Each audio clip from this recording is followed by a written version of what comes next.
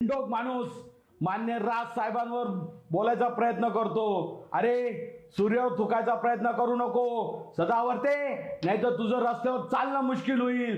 हे असे चुकीचे काम केलेस, चुकीचे वक्तव्य केलेस, याचा तुला धडा शिकवण्यात येईल.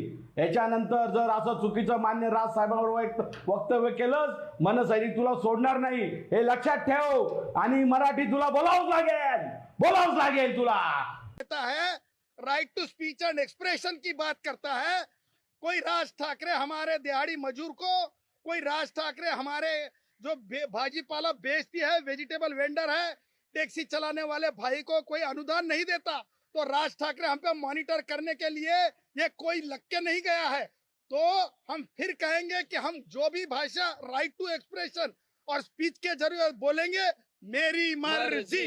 हिंदी बोले या मराठी बोले, मेरी मर्जी.